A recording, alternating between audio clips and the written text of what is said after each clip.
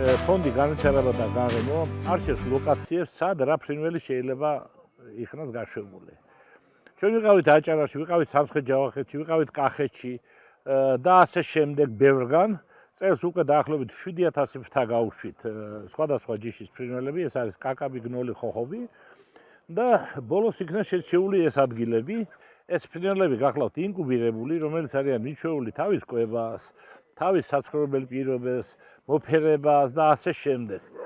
ამიტომ მაგათ ჭირდებათ ადაპტაცია, გაიარონ, როგორ უნდა შეეგუენ ველურ ბუნებას.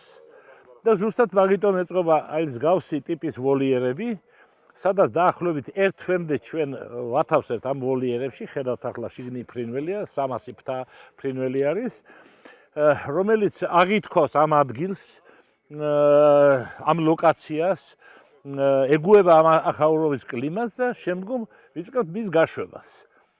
და ამ გაშვებას განახებთ ცოტა ხანში, ალბათ 5 წუთში ვნახავთ როგორ უნდა გაუშვათ.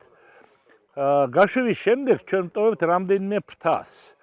ეს არის როგორც მაგათი მეგობარი, დამძახებელი და ერთი თვისმანძილს ყოველდღე რო ამოვხიდეთ, დილას და საღამოს მაინც ნახავთ ყველა ფრინველი ბრუნდება აქ. იკვებება აქ, ეძახიან ერთმანეთს. ჩვენ ეს გავიარეთ მთაწმინდა და სადაც 1100-ობით ფრინველი გაუშვით სხვადასხვა ჯიში და რო ახვიდეთ 60 გახლავთ რა. ეძახიან ერთმანეთს, ულიან ერთმანეთს, უკვე იქ ბარტყების გამოიყვანეს. ესე იქნება.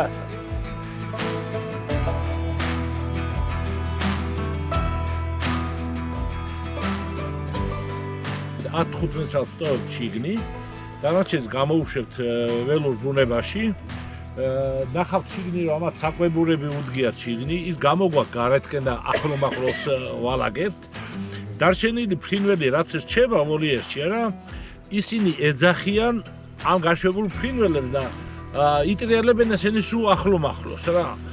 ჯერთი რატოა საჭირო ეს, იმიტომ რომ ესენი არიან ინკუბირებული, გაზრდილი ინკუბატორში და ფერმაში და ველურ ბუნებაში მოპოვებას არიციან საკვების. ამიტომ ესენი ადაპტაციას გადიან ნელა-ნელა. აქ უკვე მივაჩვიეთ ჩვენ ერთი თვი არის ხორბალზე გადავიყვანეთ და ამ საკვებურებს გამოუტანთ გარეთ და ნელა-ნელა დაიწყებენ თვითონ გაველურებას. კიდევ ერთხელ გილოცავთ უყველას, შეუდგეთ ახლა გაშვებას.